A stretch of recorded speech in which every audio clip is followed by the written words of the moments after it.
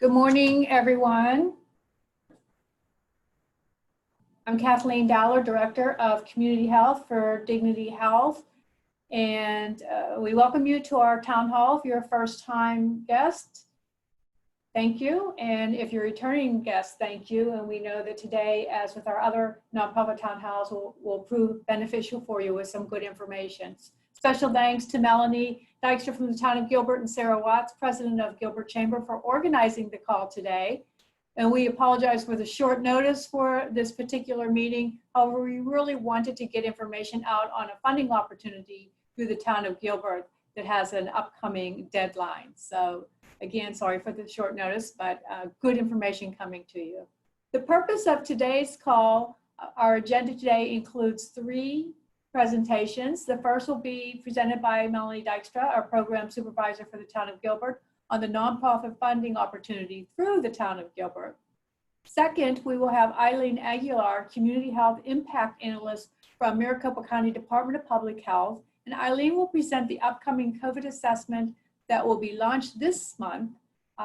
And finally, I will present the results from the nonprofit surveys and discuss next steps. If you recall, we had a survey in April and another one in August. So I'm going to give an overview of the results and then give us an opportunity to talk about what next steps we can take as a group as a whole.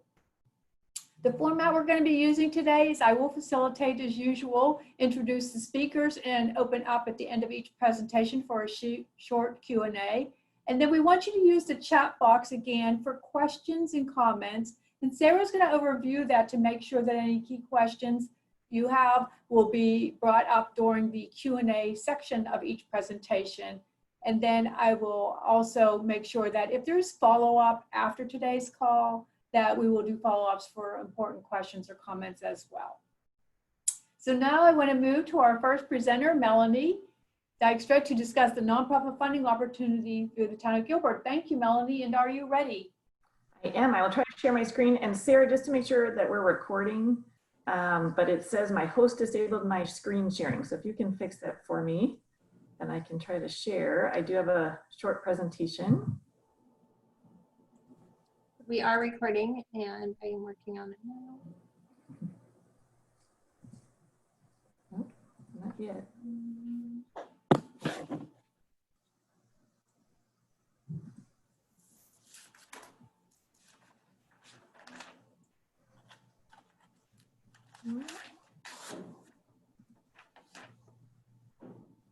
Guess we should have practiced that earlier.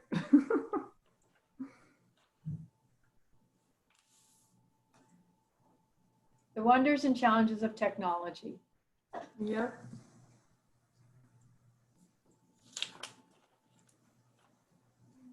I have a nice green button that says share it, but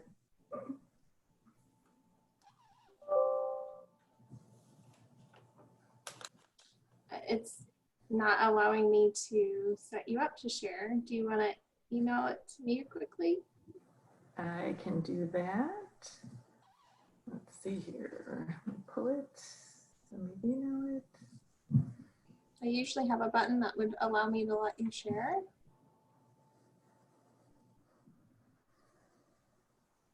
Okay. Let me get it to you really quick.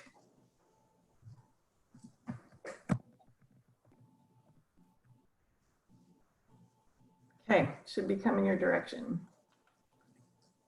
Okay.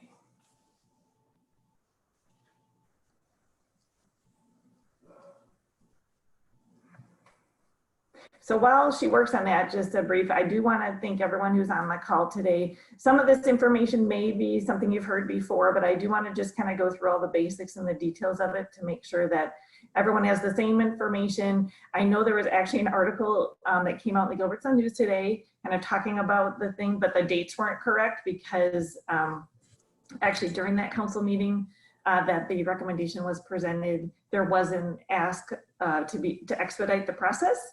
So some of our dates have kind of moved into a little quicker timeline, which we'll go over. So if anyone does see that article in the paper, they're going to try to do an online update to it. I did talk with Cecilia this morning, and they're also do kind of a follow-up article on Sunday. So I did want to make sure that people were aware of that, so that you had that information. So So whenever, Sarah, if you make it. Unfortunately, it hasn't come through yet. I'm so sorry. Trying to think. Well, I can just talk about it, and if it ends up coming up, I'll just start so that you guys have some information here. But as many of you know, that we actually had formed a council care subcommittee, and this was created as kind of our first action item that they wanted to focus on the nonprofit. So we were awarded some CARES funds, and these were actually through the governor's request that we're all to go to public safety. So what this did is we actually were able to apply those funds to our public safety needs in Gilbert, which freed up our general fund. So we are technically using general funds to support the community at this time. So the Council Care Subcommittee took a recommendation to the full council, and they approved up to $2 million in funding support at our August 25th meeting. So based on the surveys, and Kathleen will go over some of the results, but I was really fortunate that we had been and that organizations had participated in our surveys, because that is really kind of what helped focus our priority areas here for the funding use. So number one is mental health. We heard that through numerous nonprofits. Whoever you were serving, whatever population you're doing, there was definitely the indication that, you know, mental health was really something that people were struggling with right now. So we definitely heard that as a high need, as well as the impact with domestic violence. And then in general, just families in crisis. And, you know, some of our families may not have been in crisis before. This may be something that they were first experiencing. So this definitely was highlighted. We also, you know, normally look at our needs assessment that we did in 2019. And, you know, seniors have also already been a priority, but on a normal, regular basis, our seniors are really well supported and are really, you know, with the community. But this obviously crisis really changed the support that they were able to receive. So we did move them up to number 4 as a priority, because the COVID really had a different impact on them, from being isolated to not being able to come out with groceries to needing, you know, different kinds of support. So that was definitely something we still wanted to know, that as if you're an organization working with that population, that was definitely something we identified as a priority area. And then again, just our low and moderate individuals and families. We know that certainly this crisis has impacted them to a higher level as well. Many may not have had the high wage paying jobs that we're starting with, and are struggling to, you know, change directions. So those are definitely our priorities. And as you'll look in our funding, when you get to the application pages, you'll kind of note where we feel that some of the organizations, where your services would fit into these. So although we're not listing out, you know, all the rest of the, you know, areas and needs, like let's say you work with special needs populations, we realize and recognize that you should be able to tie back into one of these, is how that population itself is being affected through some of this. So any nonprofit can apply for funds, you know, whatever, or, you know, special circumstance you may have, but we want you to tie it back to some of these priority areas. So as I mentioned, these are general fund dollars, and they're supported by the Arizona CARES funds. And our intent is to try to fund as many programs and applicants as possible. I've had the question come in, is there parameters? Is there a maximum, minimum? There is not, because what we really are trying to identify is what you really feel your need is. We may not be able to fund at the level you ask, but we do want to know what that is, so that we have a better perspective on what the need is out there. So moving to, you know, what that looks like is the application is already available. It posted on Monday at 8 a.m. and it's at our gilbertaz.gosmart.org. And I'll put that in the chat after for those who have not seen it, but that's where you're going to go and start an application. If you have been a past participant, you can log in again using your past password, and then you'll see the opportunity to start this specific application. It will close on Sunday, September 13th at 6 p.m. So I realize it is a short time frame, but based on our council recommendations, they really want to try to get these funds out into the community as soon as possible. So I do have a small group that will be scoring and providing recommendations to council. We will work as quickly as we can to read through. We did try to simplify the scoring sheet, simplify the application. If you're not a new organization who has received funding before, you definitely have a few less questions to answer. However, if you are new to Gilbert and have not either requested or had funding in the past, we are asking for a little more information about you as an organization so we have a better understanding.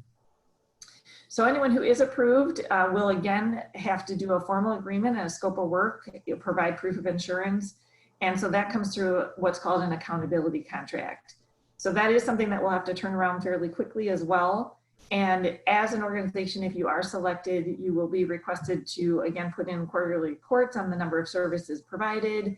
So again, you don't have to be located in Gilbert, but you do need to be serving Gilbert residents. So we want to still understand how you're serving Gilbert residents, how that ties into the funding support that you're asking, what it does for you as an organization, what the impact of COVID has been on you, your participants, the organization itself operational-wise, because we are going to be creating, again, measurable contract outcomes, successes, and challenges will be reported. We will still do these quarterly. However, based on the fact that council has a high interest, there may be times that we outreach a little bit extra to see how things are going. But once approved and in place, we are looking to bring these council contracts back at the end of September. They are going to hold a special council meeting. So we anticipate that'll be on the 29th or 30th of September. And any contract over $100,000 does require council approval. If for some reason your organization receives less than that, it is still something that they will see as a recommendation, but it goes through our purchasing department. So our purchasing manager has the ability to sign off on those contracts. So Your screen share should work now. okay, let's pull it up and see.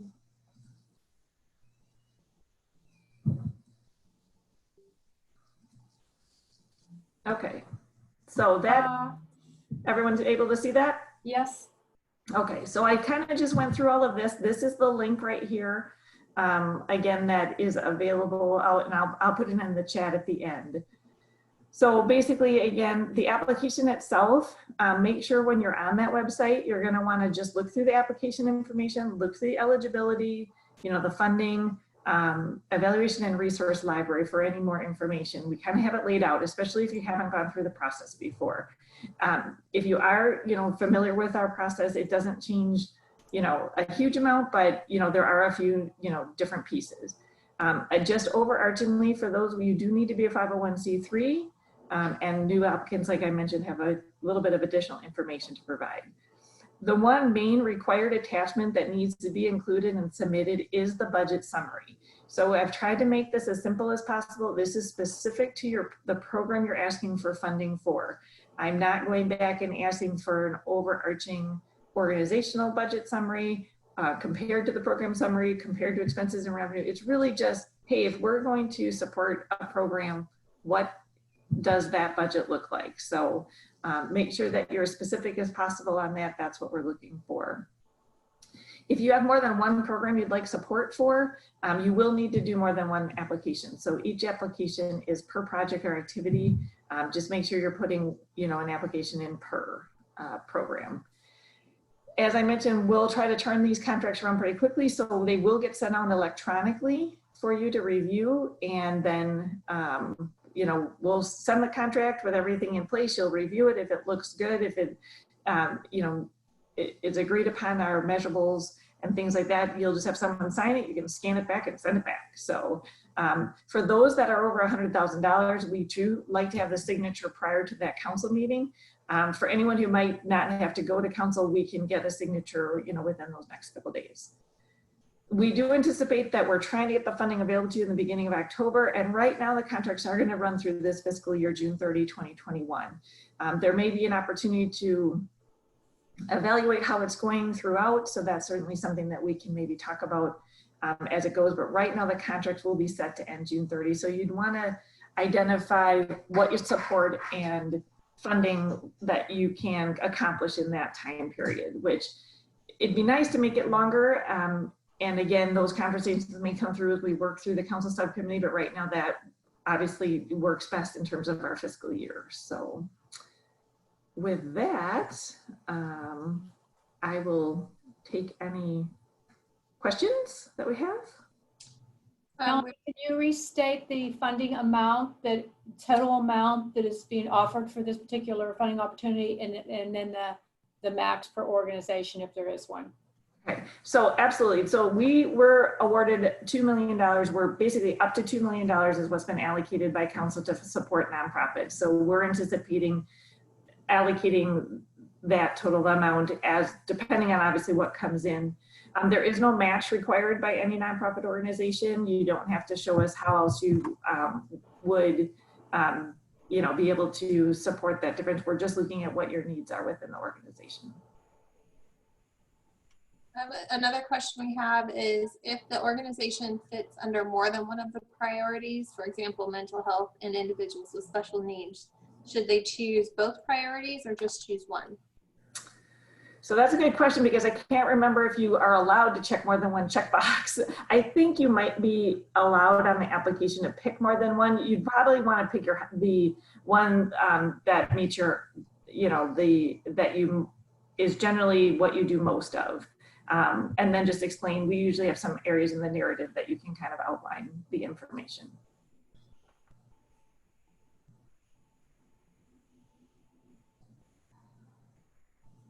But if you're, and going back to looking at that, if your organization, like if your main organization serves special needs, you can pick special needs as your priority population, but you can identify the fact that you're trying to do support through mental health counseling or how you would be providing that and how your funds would be used to, support that type of activity. So it's kind of different from priority population as to what the main focus is of your organization, if that makes sense. Are the funds to be used before June of 2021? So that is how the contract's going to read right now, is that the expectation is that expenditure fund would be completed by June 30 of 2021. And then can funds be used to purchase tablets or laptops for residents to use to access virtual services?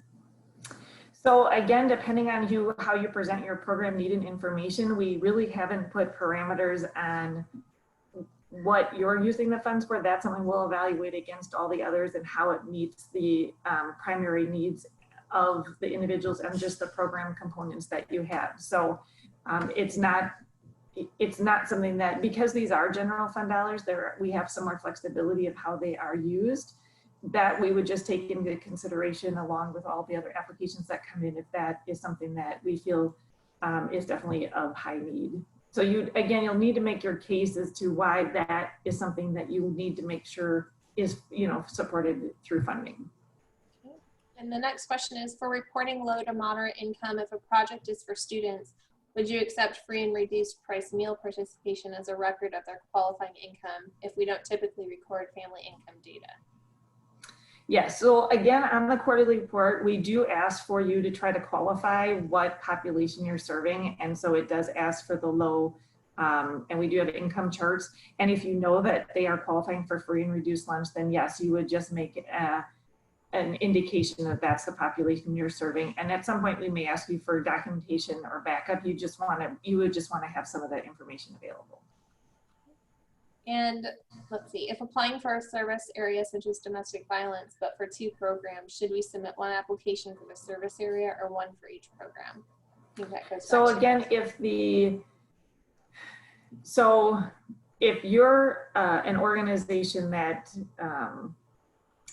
so I've had in the past kind of a shelter that applied, and they serve 2 different populations, but they're still like a shelter service. Then they're asking for support of the shelter services. So it kind of depends on how you lay it out. If you're asking that, if it's an organization that provides services to different populations, but it's the same service, then it would be one application. If it's totally separate programs that you're going to do and fund, childcare here, but this one is a family programming here, that would be 2 different programs.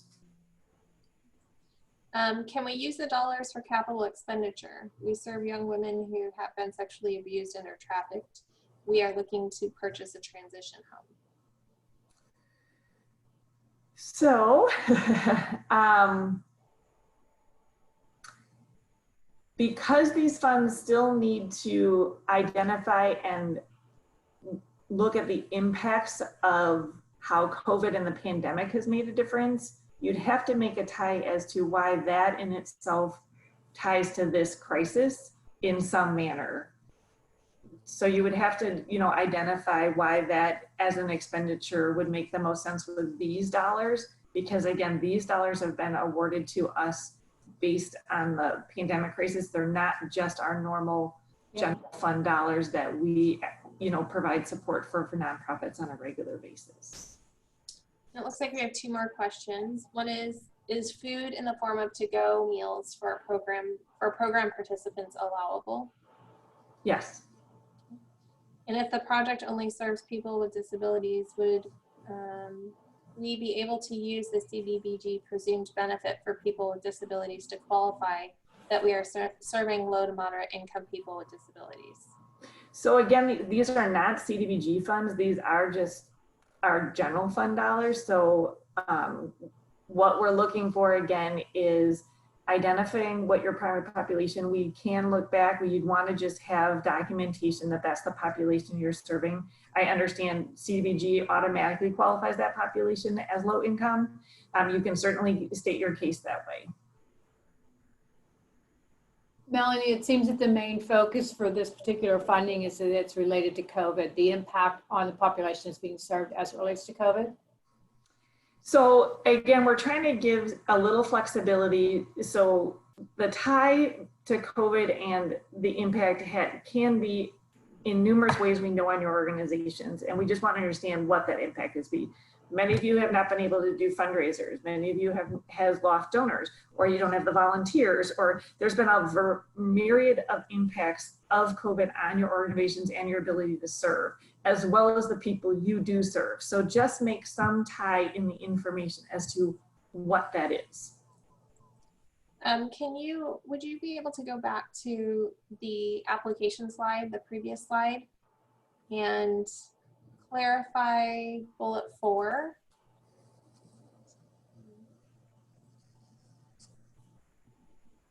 So the one application per organization per project?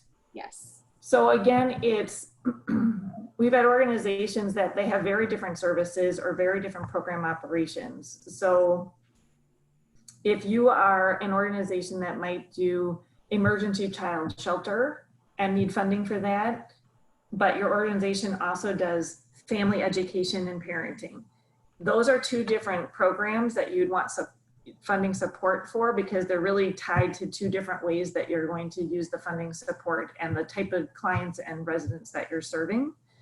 If you're an organization that does mental health, counseling as a whole, and you're going to serve domestic violence victims, or you're serving the general population, or youth and families, but your service program itself is mental health counseling, then that's one program. If someone wants to give me more of an example, I can try, or they can call me after if that's easier. Well, I think, an example of centers such as Heritage or the Care Center, in which they have multiple services within one building, and they may request funding for maybe 2 out of the 10 programs they provide, whether it be food bank services or counseling. So I think that's kind of the gist there. Right. So if it's an organization that does multiple things, and that's the thing, they have multiple processes, they would put in, different applications, because obviously what we get in terms of it is, what is that exact program support going for? What is that funding actually going for? Mm-hmm. Thank you. Good questions. There's one more. Do we have time for one more? Sure. Let's see. If you're wanting to request funding for your organization's general services rather than a specific project, would you provide your general budget? You would.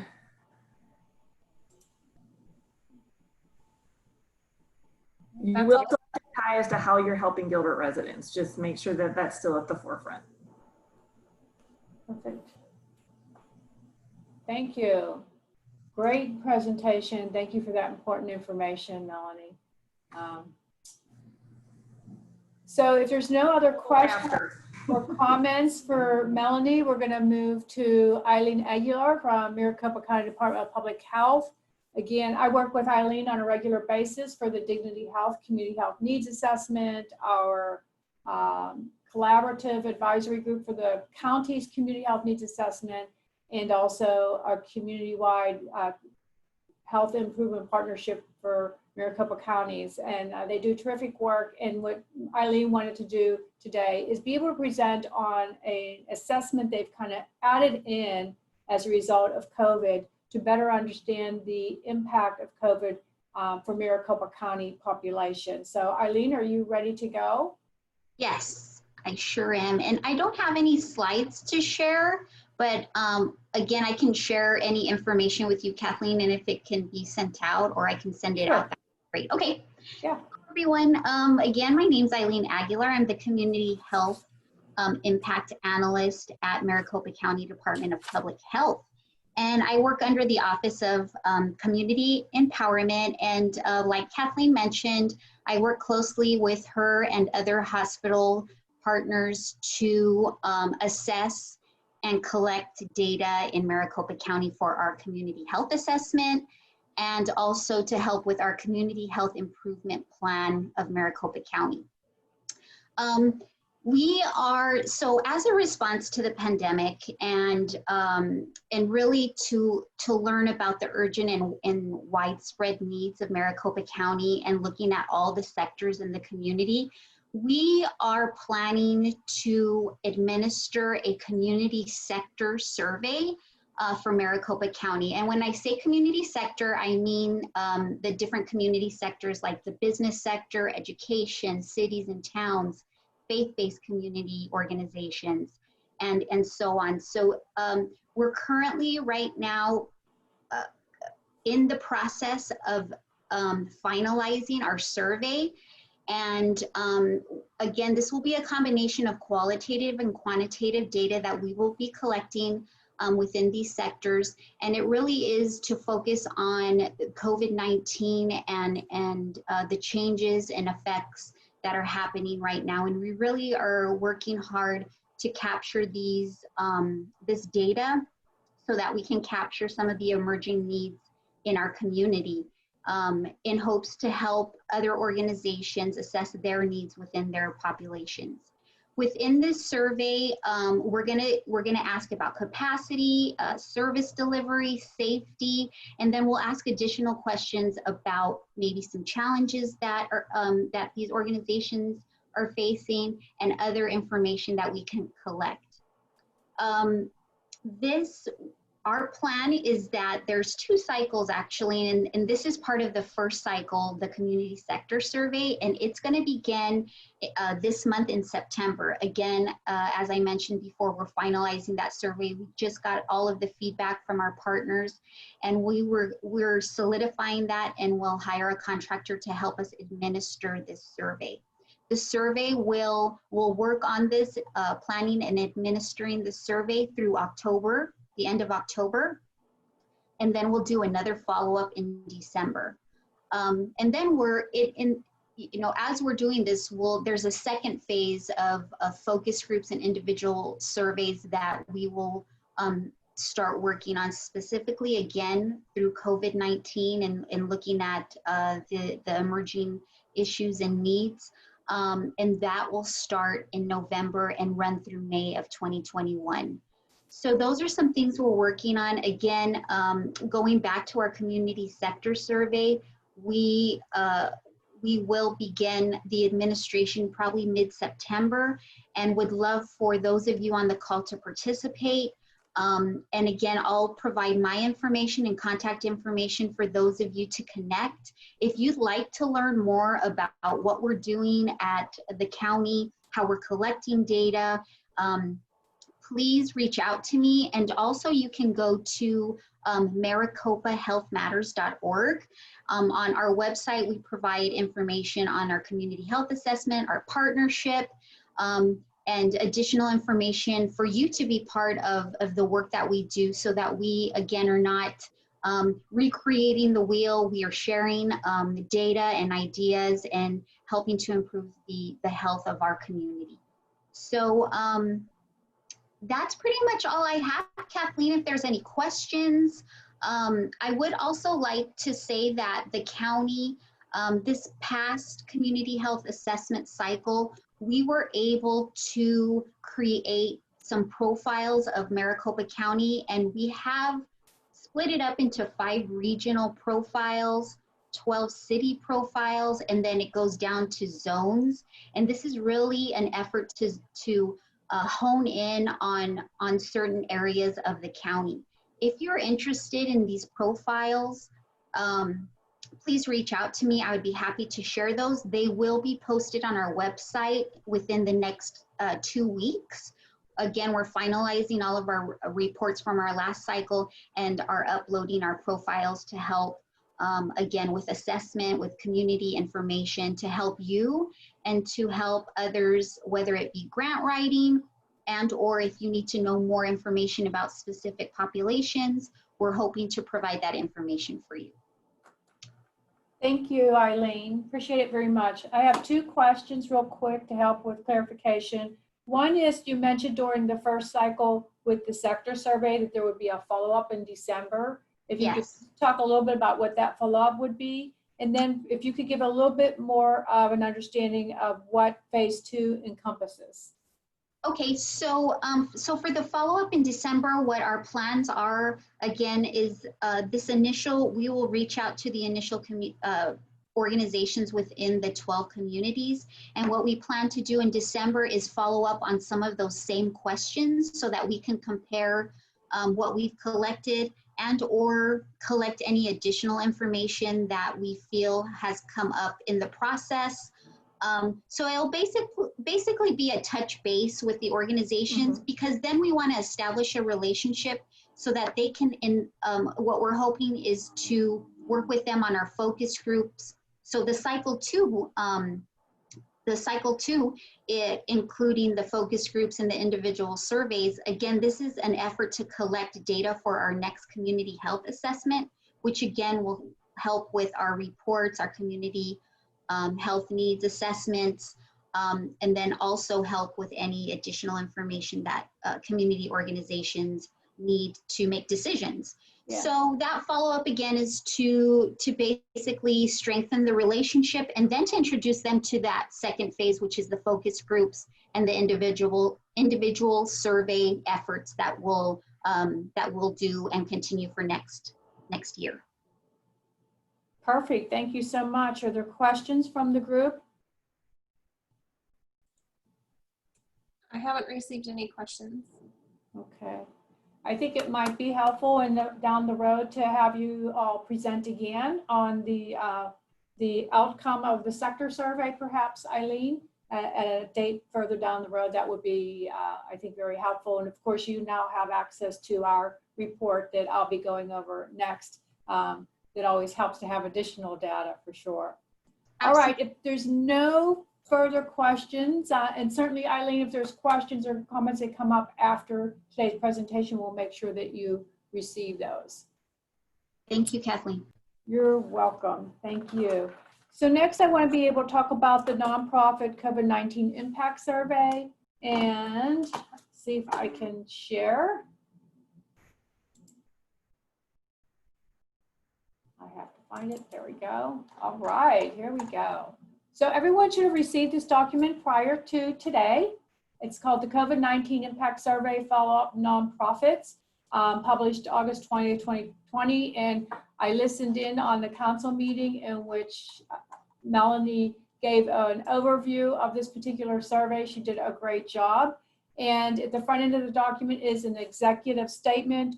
And as noted in this executive statement, the town of Gilbert Dignity Health and Gilbert Mesa Chamber of Commerce, we really teamed up to reach out to the area nonprofits to gain a better understanding of the short-term needs as well as the long-term needs for the nonprofit community as it relates to the impact with COVID-19. At the time, there were town halls being conducted for the small businesses in the communities, but there really wasn't as much focus on the nonprofit. And so we really wanted to have an opportunity to see what was happening operationally for the nonprofits and work on a platform to address some of those needs and concerns. So the initial survey that went out in April helped us to have information on the topics and the focus of the ongoing web-based town halls that we conducted. And we had several of those after that first survey. And the topics that were covered were varied again, and based off of the survey responses, including financial resources, supplies, volunteers, challenges with schools, homeless population, mental health, domestic violence, and fundraising. So throughout each of the town halls, we had different speakers addressing those issues and making it relevant for those who were on the call. In August, we conducted another survey that again brought good information to us, and we carried over some of the questions from the April survey, but also added in additional questions and some open-ended questions that helped us in our to get good information on where we are at that point in time between April and August. And so I'm going to scroll down to the first question on page 4 here. And our first question was really around seeing how the nonprofit community understood the availability of national, state, and local resources available to assist them and with the impact of COVID-19. And respondents indicated an increased awareness of state and local funding that was available, but a decrease by 11.9% in the understanding of federal funds. This indicates obviously an opportunity to increase awareness of federal funding sources. And then there were some key comments that were provided that included getting ahead of award announcements so applications for grant funding can be timely. And I think that's an example, our town hall today, that we set up fairly quickly to get the word out on the Gilbert funding. But I think the comment really helps us to know to continue to do that.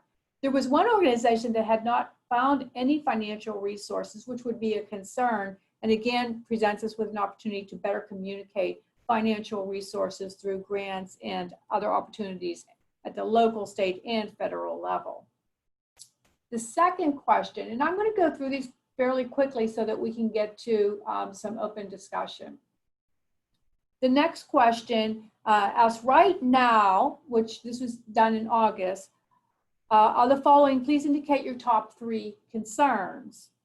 48% of respondents indicated their primary concern is having the ability to provide services, whereas 43.4% respondents stated their secondary concern was for them to have the safety of their staff, volunteers, and clients.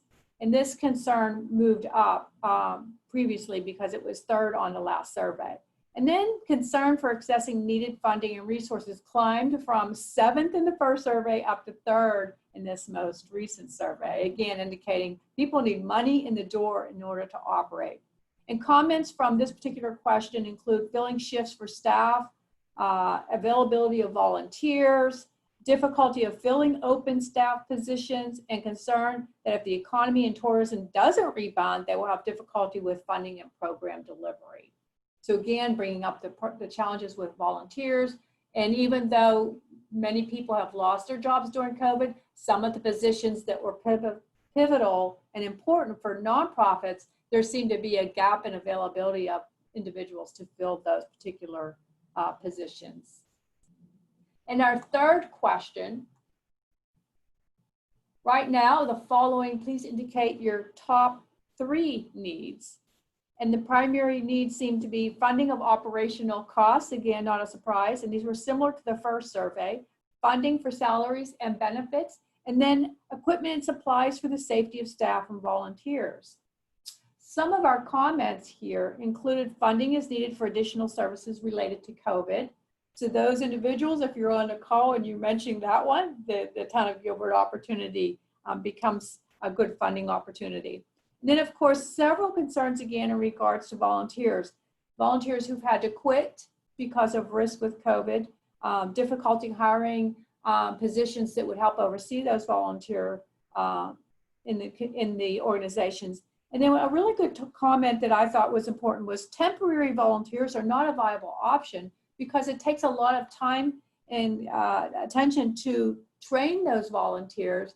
And if you train them and they're gone 3 weeks later, then you have to start all over, and it's not necessarily good use of resources. So I thought that was an excellent comment.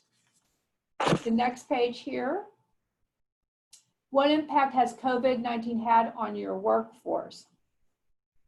So reassigning employees duties remained the top response for this particular survey, and makes sense under the circumstances. And then the next two were new responses in this survey. Some employees or families of employees have been medically impacted, and some employees refuse to work as a result of mental health and or safety concerns. So when you think about the ability to operate and provide the services that you have, those become pretty difficult challenges to address during this particular time. And the comments kind of highlight those responses there, with challenges to cover shifts that are open, heightened anxiety and stress of staff, again, and loss of volunteers. Staffing having to be at home to help with school, again, an added stressor as well as an added operational challenge. And then trying to hire staff due to demands for services. And I think the correlation between anxiety and mental health with the having less volunteers, I think that goes hand in hand in some cases. The next section asks about, these are the open-ended questions that we added to this particular survey. And I'm not going to cover every single one of these, but I will highlight a few in regards to best practices and measures to support emotional and or mental health of employees, allowing employees to work from home, doing weekly check-ins, flexibility in shift work, having counseling or counseling type services available, and emphasizing self-care. So I thought these were all really good points to bring up. I know here at Dignity Health, we are working off of some of these very same best practices. And I think that because we're in this for the long run, I think we're looking at resiliency for staff and volunteers includes that mental health component. And so I think this brought some really nice opportunities for us to be thinking about.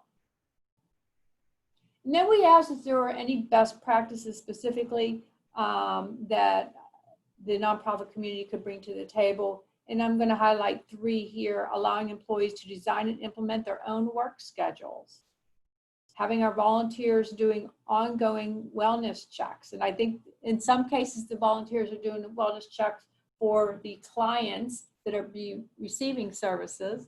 In other cases, it may be for the employee base. And then being trauma informed is also very important. I don't think there's anyone that has moved through this crisis that hasn't had some level of trauma, some more than others. But I think that's an important consideration for us to keep in mind for our own organization. And there were also some comments about using what's available to us from the experts, for example, the CDC information. And then we moved on to ask what resources could be shared. And the far majority, by far as you could see, said that services were available. I think on the one hand, that's an indication that despite the challenges, that many nonprofits are continuing to provide relevant and needed services in the community. And then second and third were tied with both volunteers and supplies. And then for comments under this particular piece, services was by far, as I stated, the most needed. And these comments here really talk about a variety of types of resources that would be available, whether it be equipment, supplies, PPE, or food, or other hygiene and basic needs. So again, a collection of different resources that nonprofits across our community would say they would have available for others. Then we get to what specific topics do you need for information at this time? And I liked some of these comments here for sure. One being, can we create some PSAs for Gilbert families and individuals who may be starting to feel the economic fallout from the pandemic? The goal would be to educate the community on what resources are there, what they look like, and how to access them. Essentially breaking down the barriers so that people feel comfortable asking for help. And I think that is so important. We want people who need help to ask for help. And because we have many people in our community who are used to being able to take care of themselves, have their job, have everything set and stable, go from stable home to unstable home, and want them to know what resources exist and feel comfortable asking. And then we also have continued information on funding and other resources available for nonprofits, and continue the discussion on fundraising and COVID updates. So I think that again was important. People want to keep informed on the COVID, what's going on with COVID, probably strategically, as well as the numbers and the data, but also also continued conversations around funding, not only what is available, but I think opportunities and best practices for fundraising and other efforts. So now I want to move to that we've discussed this survey, and again, everyone should have received this prior to today, and you have it available to you. So now we want to review the survey. Let's talk about the actionable steps we can take from the information in the report. There are a few actions, excuse me, that I bulleted that are opportunities. One is that we can improve awareness of available funds, particularly for federal funding opportunities. The second is, with significant concern with safety of staff, perhaps there could be a way to regularly provide resources on best practices for safety, whether it be for reopening, using the appropriate PPE and CDC guidelines, but helping people to have a comfort with those protocols. And then could there be a platform to consistently share when an agency has a surplus of equipment or supply that they could provide to others who may be in need in the nonprofit community. Another item that I thought might be an opportunity is, while many are struggling to have volunteers, there may be some who have surplus, or perhaps a way to share volunteers.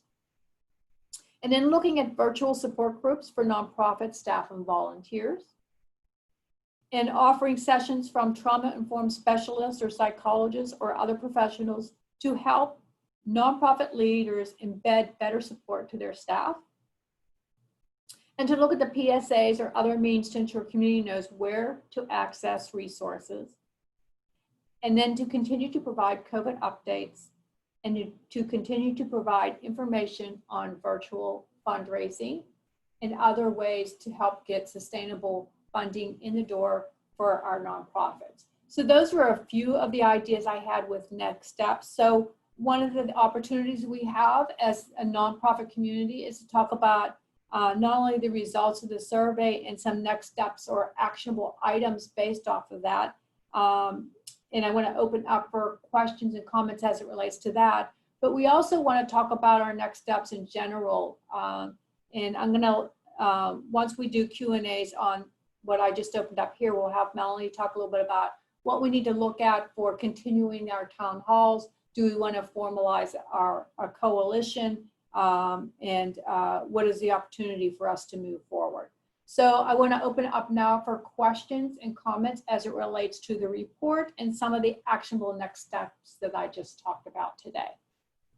So if you'd like to chime in, you can, next to your name in the participant panel, you can raise your hand and I can unmute your speaker, or you can enter questions and comments in the Q&A box.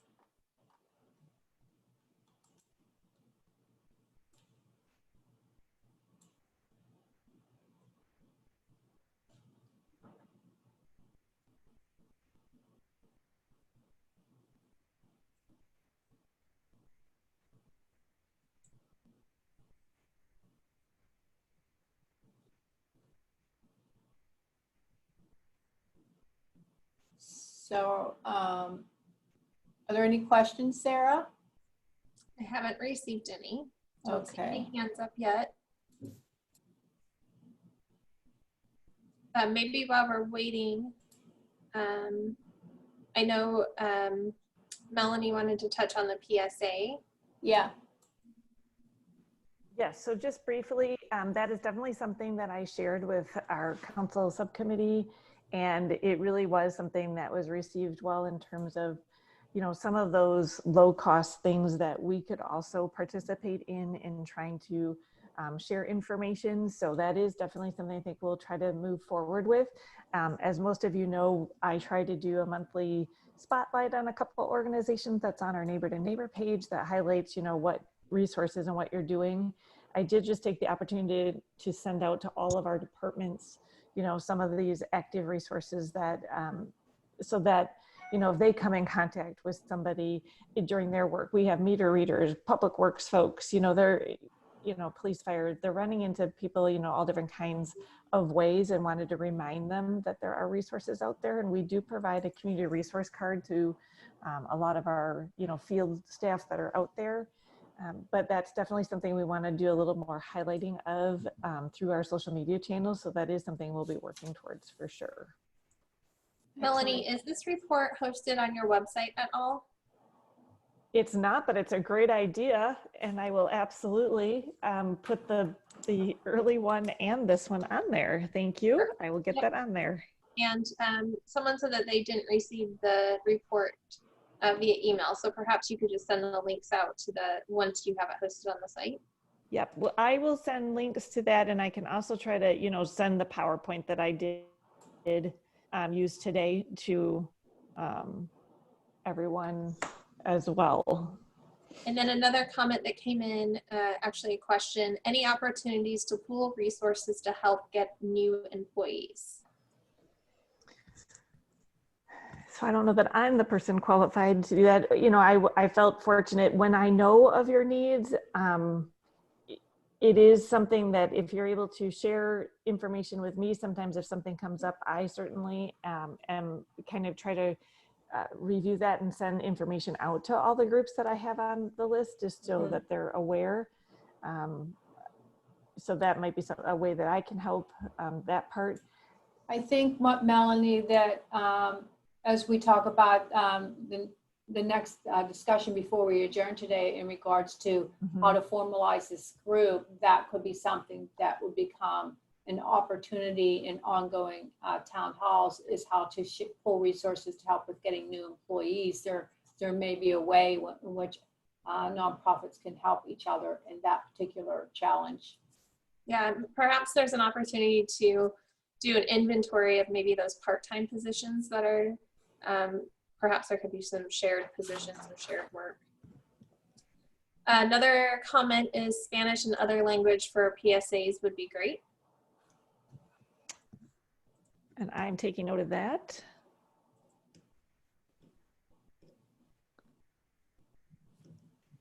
And as of now, I don't see any other questions or comments. And so my, sorry, Melanie, Kathleen. I think we want to have you go ahead and talk a little bit about next steps for this particular group. Okay, so one of the things we had originally crafted and we were going to kick off this summer that didn't work was what we had started to talk about is potentially an East Valley Resource Coalition. And this was an idea that was shared with me with Amanda from One Small Step Closed Cabin, and we kind of were chatting about what this could look like, and it would be an opportunity to provide support and resources to all our social services professionals, kind of connect providers for improved collaboration and referral supporting, so that there's kind of that no wrong door approach. It's the warm handoff opportunity. So it's really an opportunity for people to kind of get to know each other and what services are being provided within the community and who's doing what and how we can best kind of work together. So we originally, I still have it on my list of items to do in October. Again, I did feel like it would be awesome if we could do it in person. I feel like we're getting closer to those opportunities. I don't know that we're still quite there yet. But I think that would be kind of our next step, is to see if we want to really look at, you know, what mission we could look at, how the frequency, location, time, format of meetings, identify goals of the group, and just also make it an opportunity for network and sharing of the organization. And this is where, you know, items could be brought forward as a group and have more of a interactive opportunity. So I know when we've been hosting these, it hasn't been as interactive as some of the forums that you're being able to go to, where people can kind of, you know, do more of a meet and greet. So I feel like that could be some of our next step, is to have it where we create the opportunities for everyone who's in this to be able to share a little bit, you know, more easily versus typing, or, you know, so we'd have more of an open chat.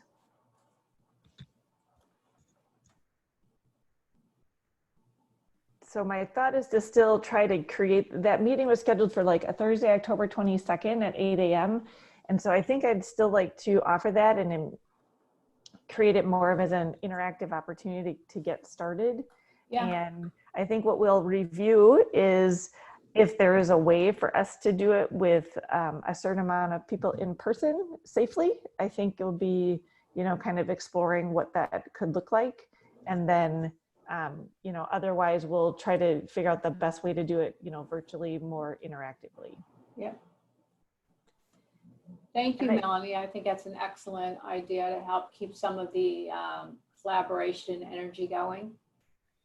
And just as a note, since I know we advertise this a few different ways, I have a specific list right now that, you know, we've done outreach for to let people know about these opportunities. I also have my groups that, you know, we're already kind of working directly with. If you haven't seen an email from me, make sure you put your email in the chat so I can grab it, because it just means that you heard about maybe this through a different person or method of communication. And I just want to make sure I do get you on our distribution list. Excellent. Are there any other, I certainly want to stay on time and we have 2 minutes left. So are there any other questions or comments or concerns before we adjourn?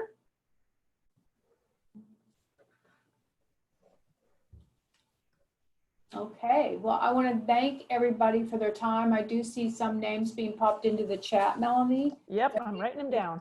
Get onto the distribution list, so appreciate that very much.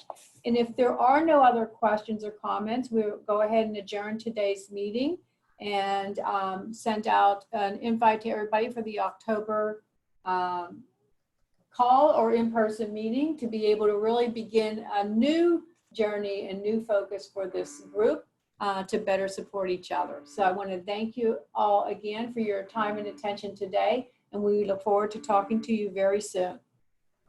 Thank you. Thanks all. Thank you.